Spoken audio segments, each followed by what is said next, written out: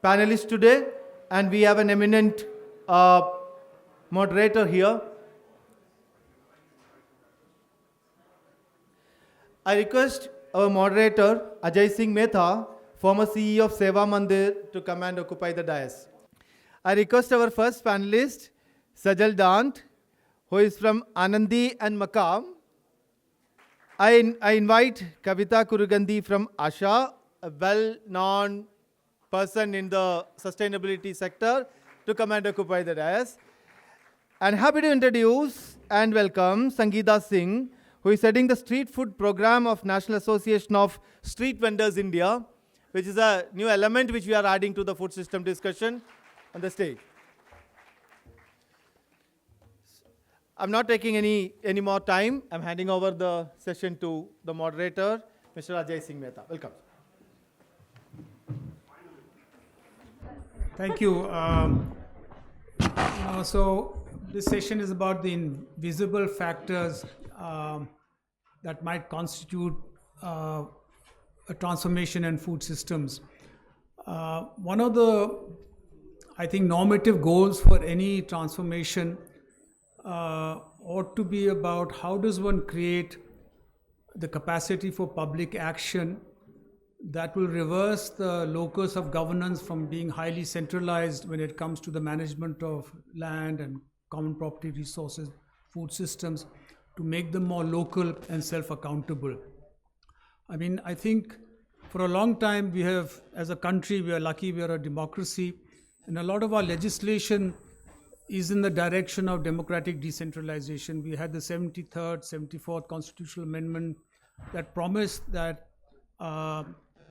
there would be greater autonomy, capacity, and functional responsibility at the level of the panchayats.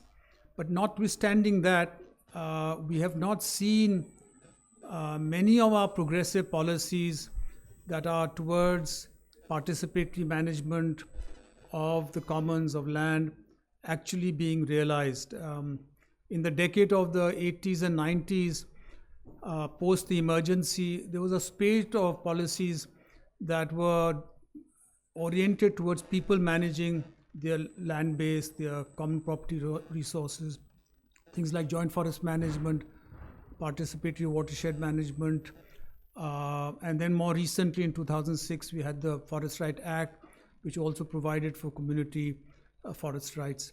But when we look at the practice, and this is a generalization, there is a paradox that the same state that legislates in the direction of local governance thwarts it in practice. I mean, time and again, and there are complicated reasons, and this is not to blame the state, because this is the central point I want to make, and maybe that can be opened up for discussion, that people on the ground also at times, rather than cooperating with themselves to manage common property resources, their food systems in a more sustainable way, actually prefer to align with their patrons so that they can get direct benefits as quickly as possible at the expense of what is the common good. Now, the question that I think becomes important is, how does one counter this tendency towards people undermining their own self-interest when it comes to land management? And I think maybe I'll come back to this question because there are examples where people have been successful in this respect. But before I come to that, let me invite Sajal ji to give us a sense of what she regards as a central challenge when it comes to transforming food systems. What I wanted to say was that if we don't put at inequality and the unequal social relationships at the heart of any transformation that we are seeking, envisaging, striving towards, then the drive for change, of pushing towards a gentler, just, equal world is just not there, because you're already working with people who are benefiting from the system. And so, in the case of women, I was so happy to see Minas put up women farmers at the center of it. But who are these women and what is their role in the food system? For rural women, it's easy. She gets up in the morning and she interacts with probably every part of the food system, with the forest and the field and the common and the livestock and the water in a very, very intimate manner.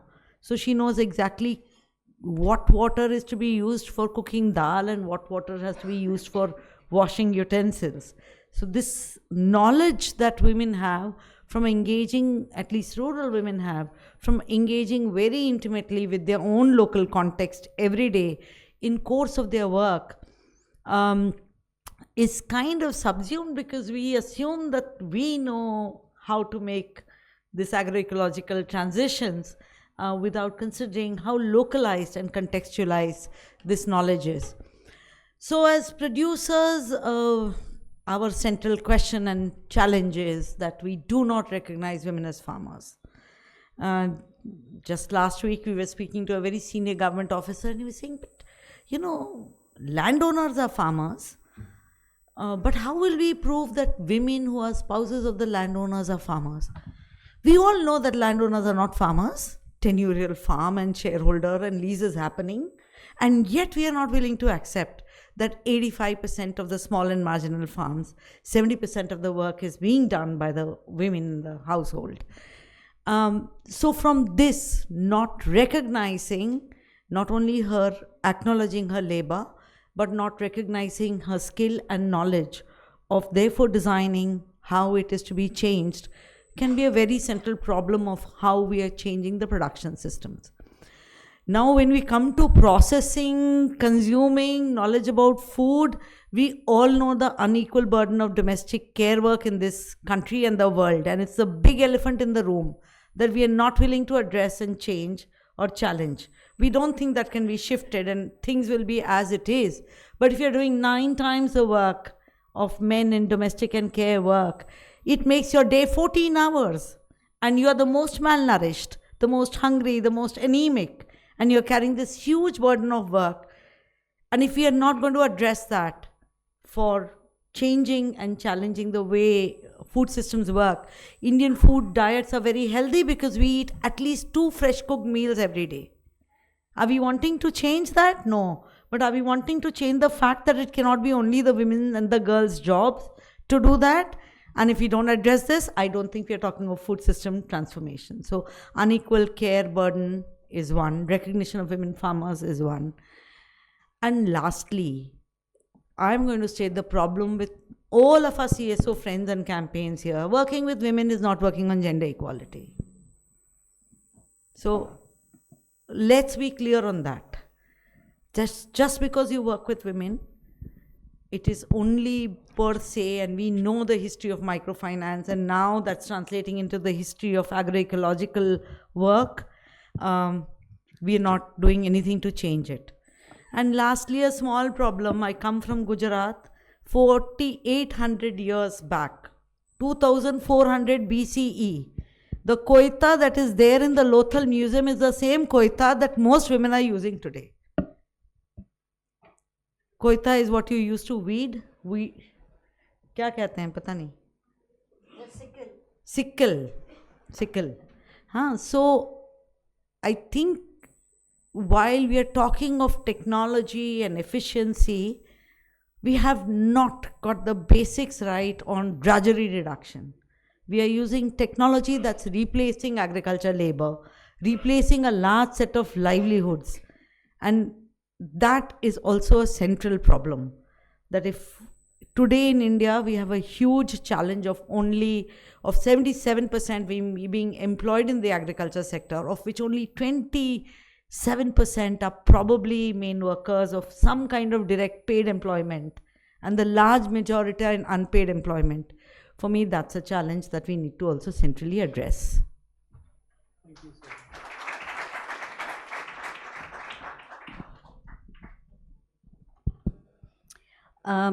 I would like to begin by making this point about the fact that in India, in the food systems, the largest number of consumers to this day are actually part of the food production systems. The largest number of malnourished, as well as the occasional starvation, deaths, and other things that you hear about, malnourished at the undernourished end, they are partaking in the food production processes. And if we want to talk about what is the challenge, I think the challenge really is that we haven't framed the problem statement itself in the correct manner. We are catching hold of some, according to me, peripheral issues to food systems transformation, and probably spending disproportionate amounts of debate time as well as investments in changing the periphery, whereas the problem is deeply structural. The reason why a whole set of people have become invisible is a deeply structural and political question. The fact that they don't have resource rights, the fact that they don't have decision-making spaces, the fact that they don't have opportunities and certain minimal advantages with which opportunities can be accessed. I think I'm talking about women farmers, of course, and we're talking about by numbers, maybe the counted numbers in the census, maybe we're talking about 13 crore or something, but I'm also talking about tenant farmers who are either into sharecropping or leased cultivation. I'm talking about Adivasi farmers whose even after FRA started getting implemented and individual titles are being registered, they're still not actually treated by the establishment as farmers. Even, I'm just bringing in media suddenly, but media, for instance, when thousands of farmers walked from Nashik to Mumbai on their long march, they were all classified at the end of the long march by the Mumbai media as, oh, these are Adivasis. We thought farmers were marching, as though Adivasis are not farmers. So the problem, and we are talking about landless agricultural workers, most of whom actually in terms of person days are Dalit women. We are talking about livestock rearers who are not seen as agriculturists and farmers. So there's a whole lot of producers who have been structurally invisibilized. And to me, it doesn't make sense to talk about food systems transformation without including all these people, because obviously you won't have a transformation without inclusion of these people. But importantly, if you don't include them, my sense is the lack of equilibrium or the bad drivers of the current transformations, which are pushing us towards more and more unsustainability, more inequity, and so on and so forth, are actually emerging from these structural reasons where one set of producers who have no luxury to think beyond this season are actually getting more and more misadventurous with their production processes. It's desperate misadventure just to survive, just to stay alive. And another set of people who are driven to urban centers because this other place is actually not giving them livelihoods. The fact that they then have to be catered to, which this country is unable to, the urban poor. So to me, these are the issues, the fact that there are structural problems. And when we talk about food systems transformation, I think we are shying away from discussing structural, resource, and visibility related issues.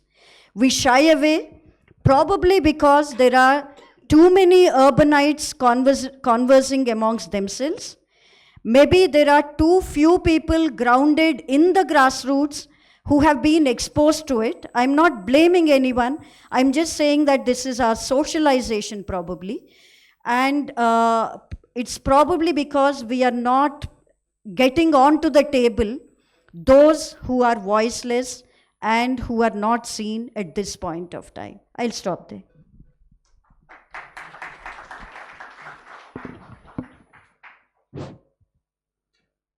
Hello, Ajayji, if you allow me, because I would like to start with some good stories, then go into the challenge. Jai Hariji said that this is a new component where we are thinking about food sustainability with street food vendors.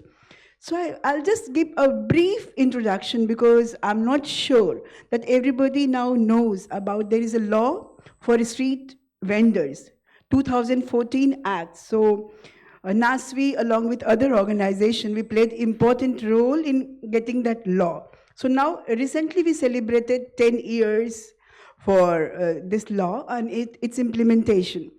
So in 2009 and 10, because I just want to give that background of street food vendors, how we started working with street food vendors and how we realized that among street food vendors have different plights.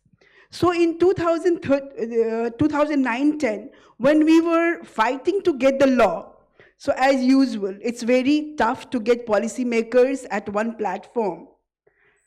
Going to Jantar Mantar is useless. We all know that. We shout and we shout. There's nothing going to happen. So we tried everything. We tried everything to get policymakers at one platform. We couldn't. Then we thought a unique form of using the tool, their own tool, that's the food.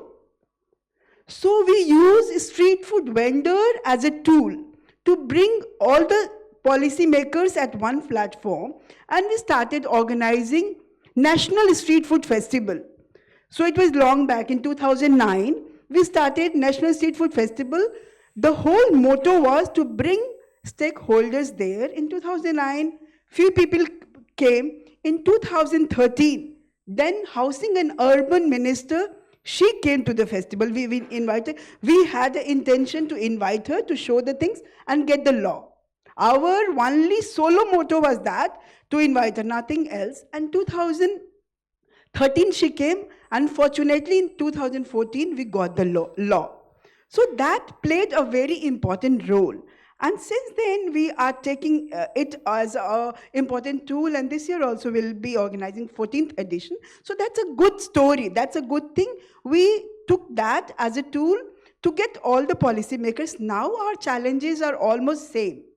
So that since we were part of the drafting committee of that law, so we were very careful in making it a democratic kind of thing, and it has a very democratic component also. So in that we have a town vending committee. So in that law, we talk about a town vending committee where we have reservation for women street vendors. So out of that, 30% has to be women. And again, no decision about the street vendors can be taken without having a town vending committee. But as usual, it's not happening everywhere.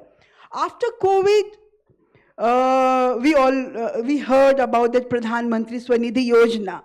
We had advocated a lot for grant, but that couldn't happen. But that Pradhan Mantri Swanidhi Yojana came. Our vendors were reluctant to take the loan because we understand the issues of getting the loan and getting that vicious cycle. But again, we told them, we forced them, we advocated to take the loan. Not just for the taking the money, but getting into that formal banking system. Because we were very much aware that they are not going to get the 10,000 loan, because we know, and especially the women. They won't get if they go to the banks, but since it's a scheme, it has a political mandate, so everyone was serious. Bankers were serious, everyone was serious, they were organizing camps, and then we told all the vendors that go and take the loan, not for the sake of taking the loan, but for getting into a formal system, a banking system. So those were good kind of pictures, but day to day the challenges are same. The challenges are same. During COVID, we saw that they had the worst time. The street vendors and all had the worst time. When we talk about, as Kavita ji was saying, structural systems need to be changed. During the COVID, we heard everywhere the government were arranging khichdi in the school and making food, and we knew that the people were really fed up eating the same khichdi. We went to the government here in Delhi and in other places also, gave them the proposal that these street food vendors are jobless. Why not engage them in making the food? They will make good food, and all the auto rickshaws wala, e-rickshaws wala, jobless. Why not use them? Because they are from the community. They are from the community. When we are making a food, we are engaging people, we are engaging all contractors to make food for a community, for a mohalla. Why not use these local people who are jobless, who can earn money? And why not use those rickshawalas and autowalas who know each and every family of the community? They can deliver at their places. But again, so there is a will, there is a corruption, there are so many things. You don't want to get into proper methods of giving the end product to the end consumer. So, and again, it's happening across India. Even today, after 10 years of this law, we see evictions. Because half of our team is into getting letter to the municipal corporation commissioner and all, and despite all, there will be eviction. And eviction to some extent, I don't know, many of us who have been to markets and all, must have seen running women with the hot wok of this karahi. When these municipal corporation people come, there is a whistle kind of this, committee aaya, committee aaya, committee aaya.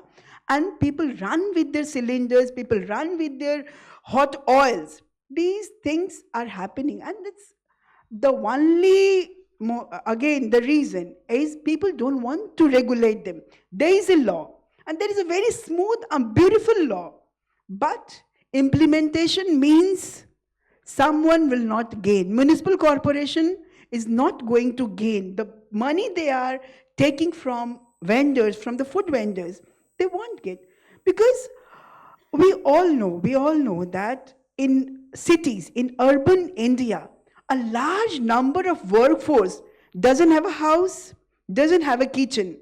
They can't afford a house because any house will cost them 5,000 to 6,000. Any kitchen will cost them 3,000 to 4,000 because they will have to have cylinders, they will have to have kitchen. Then where do they depend for the food? The street food vendors. There are many coaching centers in the urban area.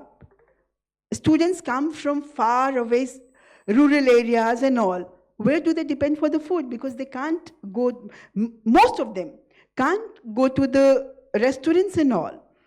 So these are the issues, actually, challenges. And what support they are getting from the government is really pathetic.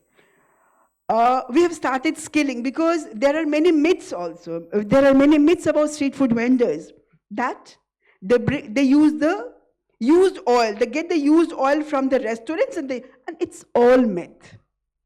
When people say the nutrition value of a street food vendor, I can vouch and I can say their food is much, much nutritional and better than we think we are eating in dhabas and BC level of the restaurants. So the question is not about their nutritional value. It's not about their using used oil. It's not about the qualities, what they're serving, what they're sustaining. Without street food vendors, I'm pretty sure, since we are not a research organization, we don't have a data, but the whole urban system will collapse. I'm pretty sure about that.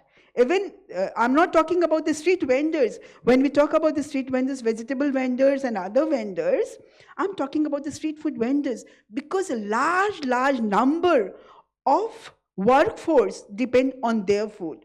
They can get in 10 rupees, they can get idli sambar. They cannot get that idli sambar anywhere in 10 rupees. They can get in 15 rupees, 2 parathas, little bit of rice, that is enough for them. 3 meal they can afford in 50 rupees. They can't have kitchen, they can't have their families here because their families are in their hometown or in their villages. So we have to see that. We have to see that street food vendors play a very, very important role in this, making this food system sustainable. What support we have to give it? What support as a citizen? I just don't say that we have to depend everything on government. In 2011, when this FSSAI was not even there, and they had in 2006 that came, but the law came in 2011, we started training street food vendors because we knew that if they are not trained, if they do not take hygiene as their issue, they think that hygiene is an issue, the coming generation will not eat from them. Then again, there will be disturbance in the balance.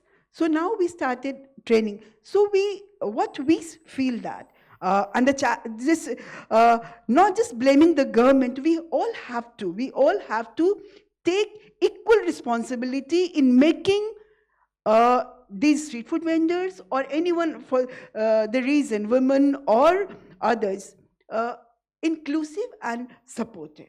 Yeah. Thank you, Sangeeta. We can maybe the central challenge that's emerging from what the three panelists have said. One, there are structural issues where people who produce the food have no stake or voice in determining how policies are formulated, how they are sort of rewarded adequately for their efforts. We then had the challenge of an unequal division of labor. Women do most of the work, but that's not recognized and that's not paid. And then, as Sangeeta ji said, street food vendors are provided a huge service, but they're subject to all forms of extraction.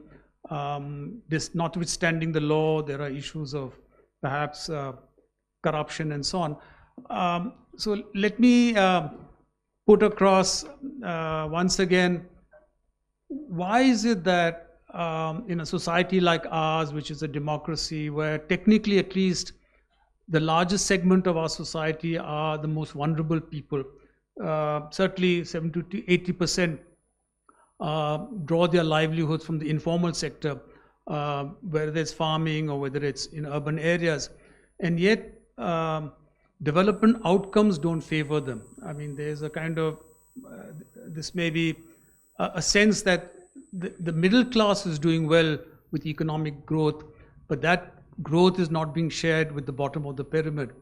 My own feeling is that we have to worry about the quality of our democracy. Of course, we have representative democracy, we vote people in every 5 years, but the nature of our democracy is such that we settle for outcomes that are suboptimal. Is there anything we could do that would shift the locus or the quality of democracy in a way that the outcomes become better for the poor and more sustainable from a kind of environmental point of view and from the point of view of the kind of issues raised here? So let me ask you, Sejal, given that there is this unequal division of labor, what is your thought about how that can be overcome?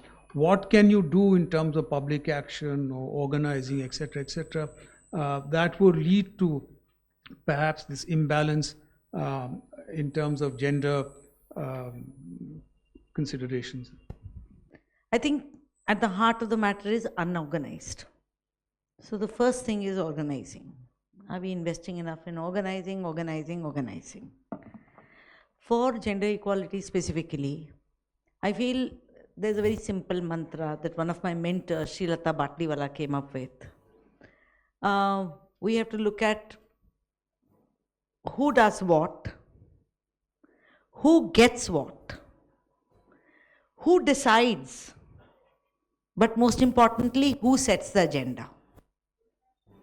So if you're looking at any transformational lens, in every work we are doing, are we aware and open to inspecting these questions and making sure we make spaces for agenda setting for women? Today when Minhas was again, sorry to keep referring to you because you did refer to women farmers, and he was saying that we were laying over on the SHGs and the groups. And I think if you lay over too much, the cookie will crumble. We need to bake our cake, make our program of transformation, keeping this principle of getting voices in to set the agenda. Whether it is at the lowest level and local action that we are doing in a Gram Sabha or in a community whose voices and who decides to set the agenda on what they're working on. I feel especially with women it becomes so simple because they're so integrally a part of the food systems and they have such rich knowledge of the interconnectedness. Indigenous communities have a deep cultural resonance also with it, but generally women, because they've been carers, providers, and engaging with different parts of the food system so intimately every day, that their knowledge is critical in decision making on what should we grow, what should we change. I'll give you just one example, Ajay. Across the country, if you actually only speak to women farmers, what is their major challenge today? No, it doesn't even count. They don't even count it. It is my problem because I get very worried if I don't get rest 8 hours a day, and it really bothers me. It's not drudgery, it's not money, it is not, what is it? In the farming system, it is the attack by monkeys and nilgais and peacocks on food crops. That's why they are shifting from food crops for self-consumption. They're saying, and they're so generous, I can't get over it. I mean, I am an urban child. Till 25% it is okay. So you're okay even to share 25% of your produce with animals and squirrels and, you know, the pigs and the boars and whatever is attacking your field. But when it gets to 40-50%, it becomes unviable. Now, this is a central problem of food producers, which are small marginal homestead producers. And we heard this, Kavita, across many consultations that we did. And yet this is nowhere on the agenda of how are we going to solve this problem. So we really need to listen much more to the stakeholders of those who are growing. I'm going to take you to an unrelated field, but because we need to see connections across fields.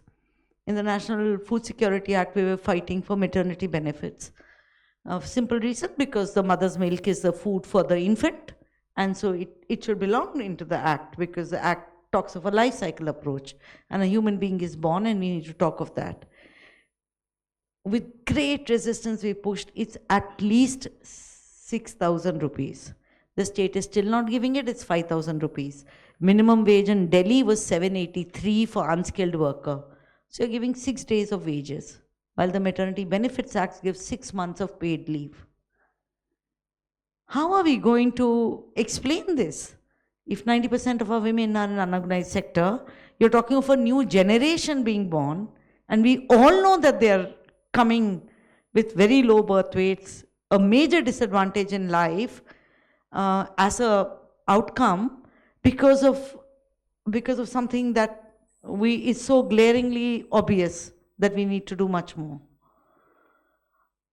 So all this, somebody who's working on maternity benefits and fighting for it is fighting for your food transformation, is the point I'm making. That wherever there is resistance, wherever there is more voices for reclaiming forests, resisting corporate takeovers of land, water, questioning that, every form of resistance is part of the food system's transformation. They're not different to us. It's not them and us. All methods work. And so for me, one critical aspect, just as a feminist, working in this for 35 years, one step ahead and two steps back. Post COVID, 4 steps back. We are back where we had fighted. Battles that we thought we had overcome in the 90s, we are fighting the same battles again. We are seeing huge increase of violence. That's the largest sector that employs women, agriculture. So if we are working of that and we are not speaking or addressing that issue, there is a problem. We need to talk of peace and security at every level. We have to acknowledge intra-household inequities. We have to look at community inequities. We have to look at what political space are we creating for women. And when we talk of gender in the global south, we are very clear it's not only men and women, it's really caste, class, intersectional, marital status. In India, whether you're a son of a mother or a mother of a son or a daughter can also change your status and voice. So many of these intersectionalities of being differently abled, all this is very critical to how we work to change the environment. If you're talking about One Health, with all of the animal world and the environment health and the people's health, if we start from the margins, we will invariably be addressing many other challenges which other populations are facing. But the solutions have to also come from there. I think this valorizing of centralization of solutions, whether in technology or in the digital age where we are collecting more and more, needs to be resisted. If we are talking of diversity and multi-cropping and we understand all the agroecological principles, please put it on social relations also. All those matter to make a healthy environment. So I agree with you. Restoring, fighting for a democracy and a living, thriving democracy with many voices is important. I can't resist, if I can take a minute more. There's this, okay, I will take in the end. If we have time, there's this fantastic couple of poetic lines I read of Wahad. So I wanted to quote that, but I'll leave. I'm glad you gave me this mic because I hope I'll speak as coherently as you with the help of this mic. Ajay, pass it on. Yes, thanks to both of you.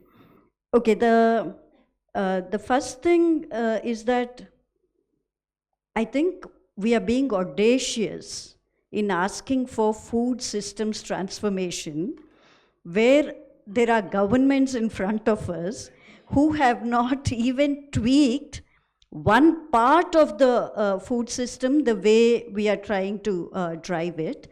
So there's a lot of audacity in expecting the government to transform and bring about a system-wide change. And I am still clueless. This is not an answer, but I think we have to pin down a few levers. The other food system, the current paradigm, has a political economy that's driving it in one direction. It's the political economy of corporates, it's the political economy of the advantaged.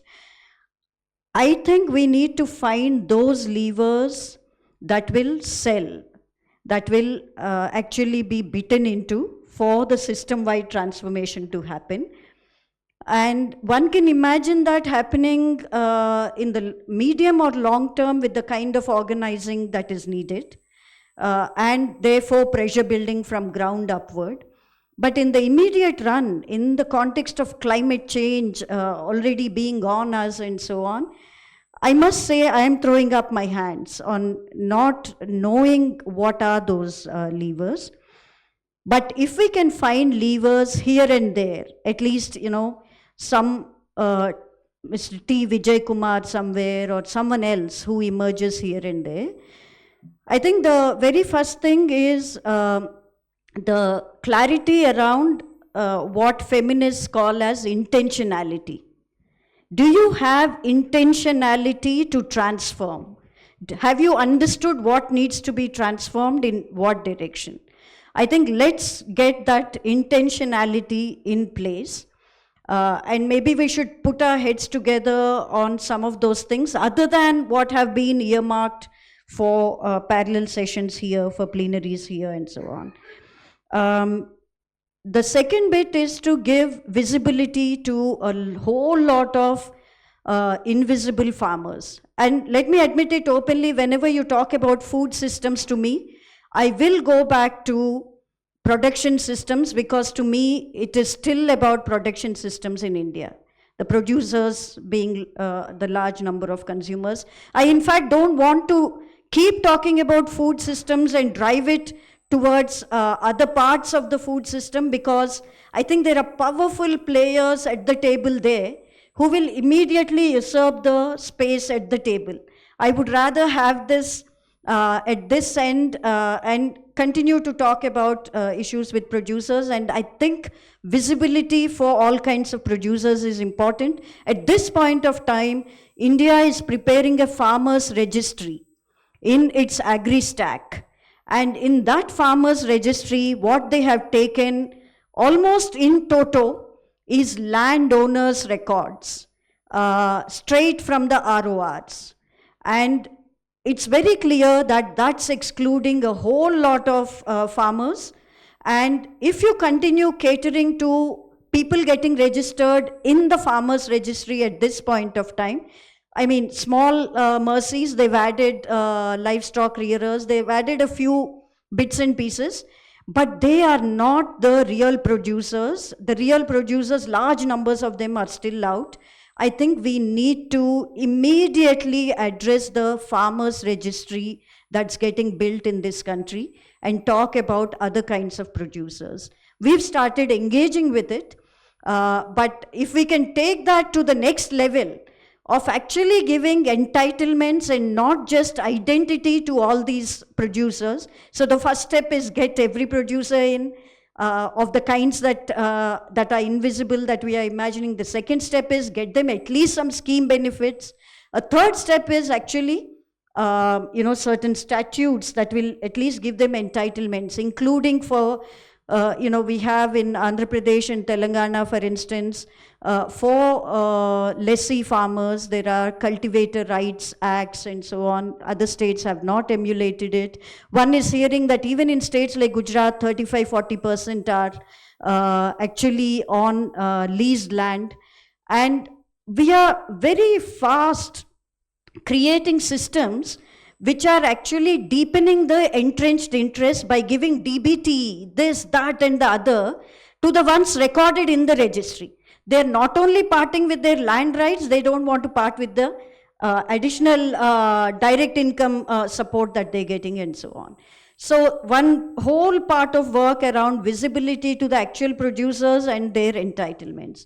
I think there's a whole bit around being there with farmers to actually transform the production paradigm and make it into a sovereign farmer controlled paradigm that aligns itself with some bit of traditional knowledge, some bit of post-modern agricultural science around microbiology and so on, and understand life in a farm.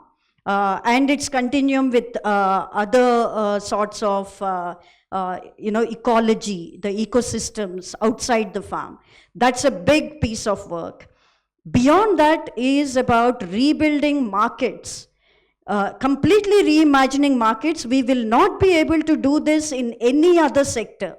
Your manufacturing sector, your services, some part of services sector cannot allow you to transform yourself as much as the food systems will allow you in thinking about highly localized markets. And in those localized markets, market players are not just about unicorn startups and so on. Market players, the government itself is a key market player.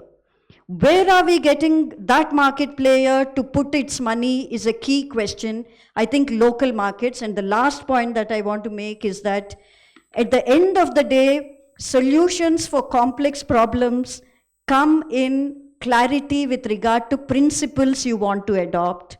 And the principles here basically are localization, decentralization, sovereignty, devolution.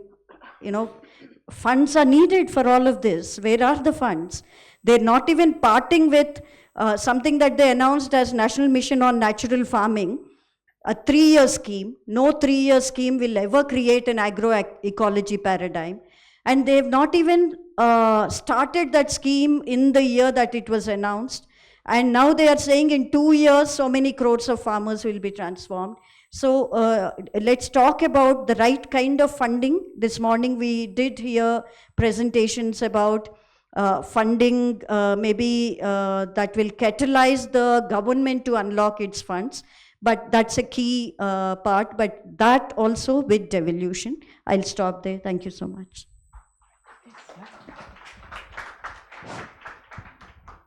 Yeah, we have heard a lot from Sejal ji and Kavita ji,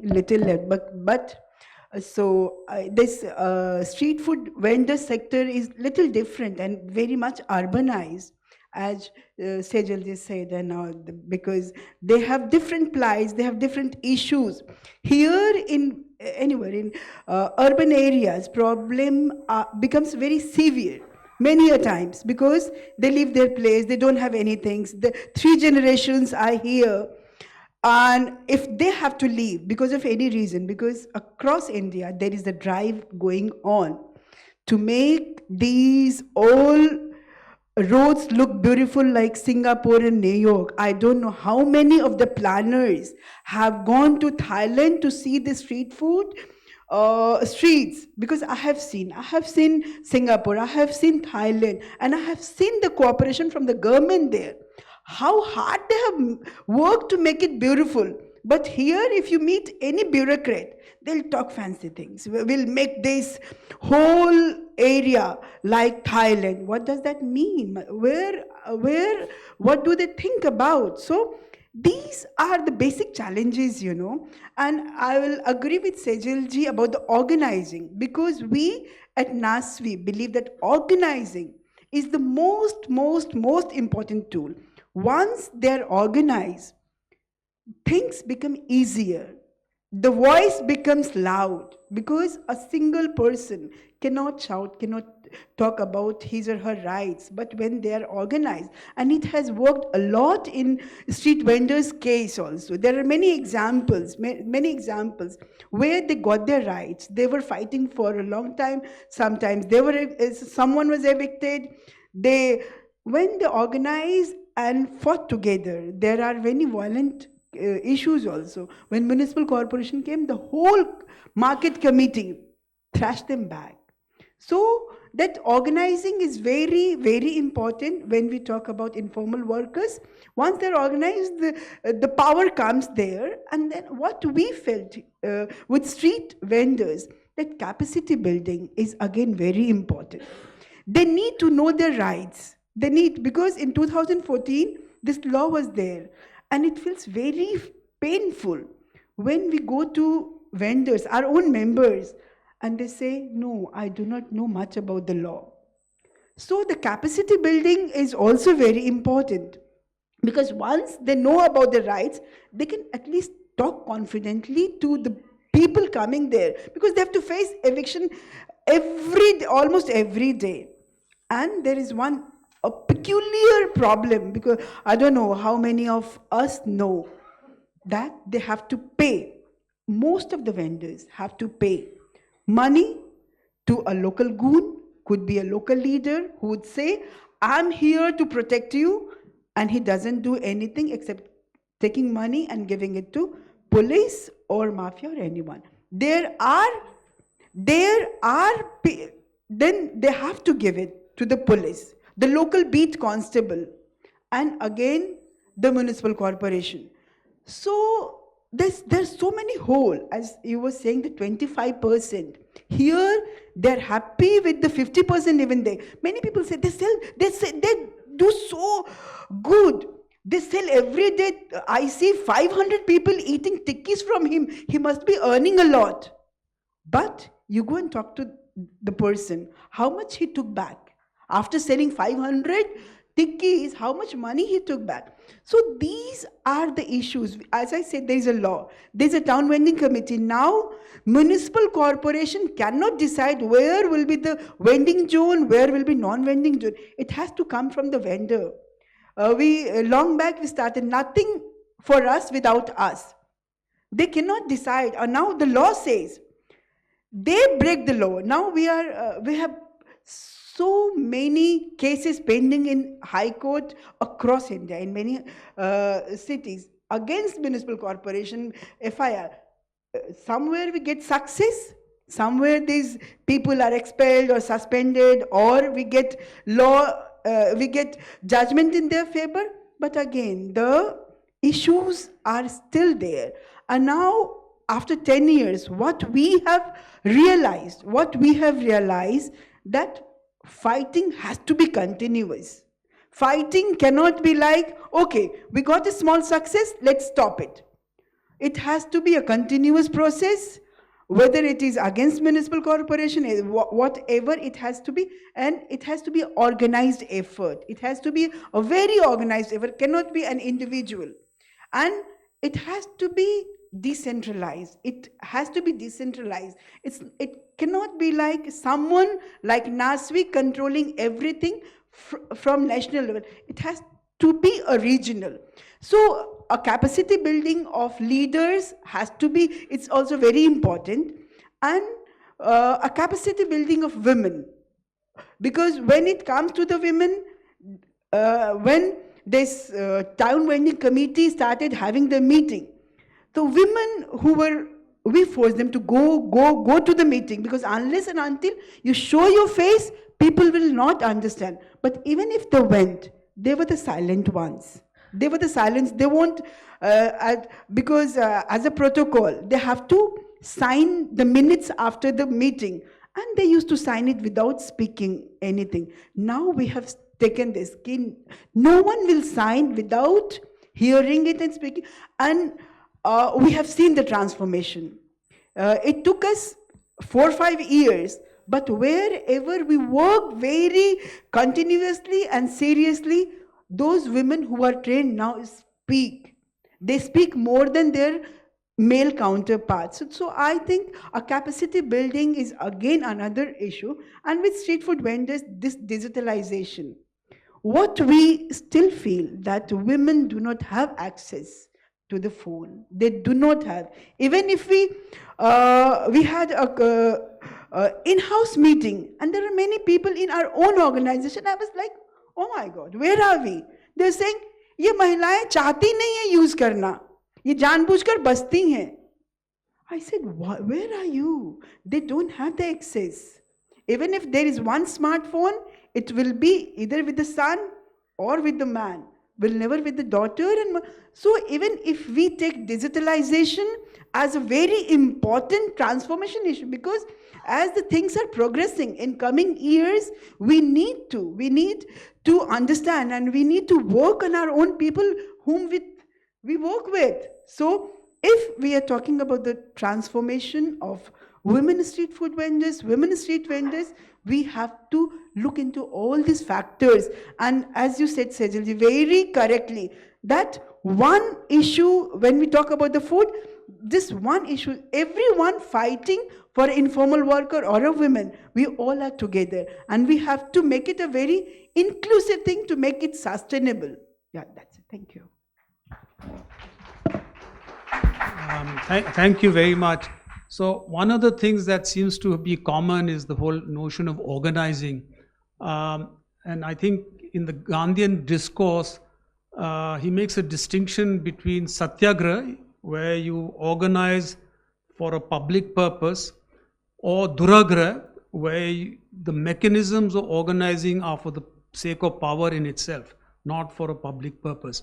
And one of the, I think, this distinction, I think we have to keep in mind when we are organizing. So all organizing doesn't necessarily mean is leading to an alternative notion of governance or an alternative notion of equality, etc., etc. The second thought that comes, Sejalji, आपने ये कहा था कि social relations are central to how we should think about an alternative system. It seems to me we had a very wonderful session on philanthropy or donors and how do we fund social change. It seems to me now the time has come when we should measure change not in terms of efficiency or other material indices, but perhaps on 3 dimensions. Does it change power relations in a community? Does it change social relations, be it in terms of gender or the invisible workers, or people who are disempowered because they don't have access to? And finally, what does it do to property relations? One of the bane of India's weak democracy, I'd call it weak, because the majority of people vote in governments that don't serve the people well. It's a very broad generalization, notwithstanding all the welfare, notwithstanding all the schemes, maybe notwithstanding all the large budgets that go towards social welfare, education, public health, is because our property relations are disempowering. If you look at common property resources, I belong to southern Rajasthan, I'm connected to Seva Mandir, which works a lot on common property resources. If you see how common property resources are managed in southern Rajasthan, and I dare say this would be true for most of the country, they have become sites of patronage. So if anybody wants to win an election, they will say you can encroach on public land so long as you vote for us. So legally you cannot own common property because statutorily you can't own forest lands, you can't even own village panchayat lands, but de facto you can privatize them. And in that contract of informal privatization, you lose your agency. I would call it your moral agency. You cannot challenge the Patwari or the forest officer or anybody from the establishment, because he will point out to your dereliction because you have occupied common property which you are not supposed to. Now, unless we reverse that, and this is a pervasive way of disempowerment, that's why you get outcomes of the kind we do.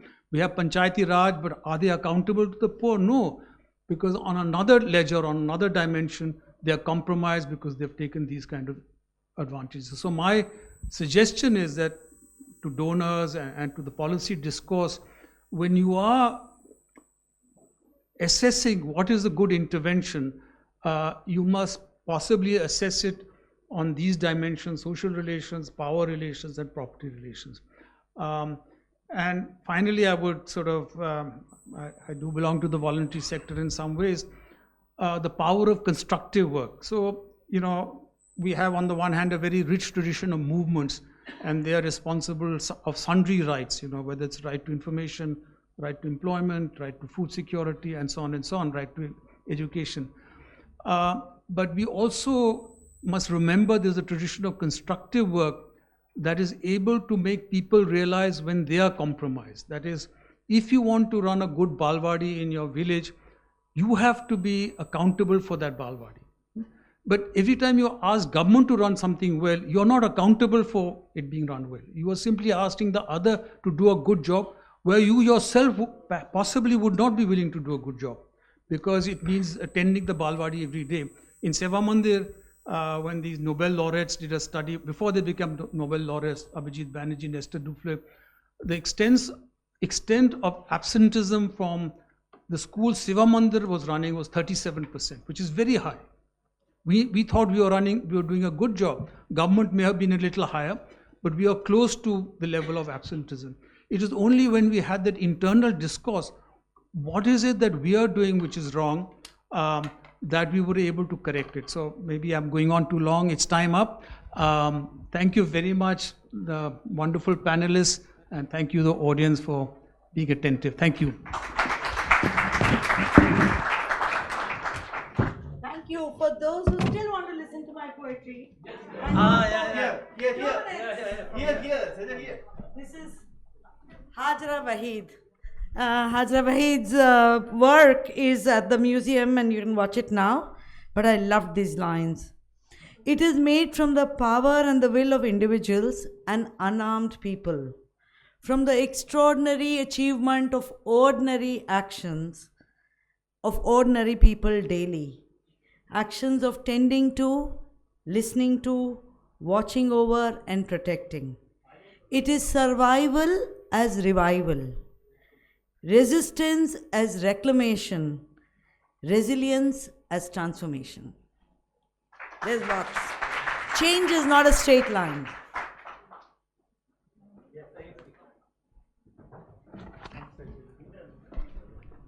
What should I say? How should I thank? It was a wonderful, poetic, informative, fabulous session, and big hands to the.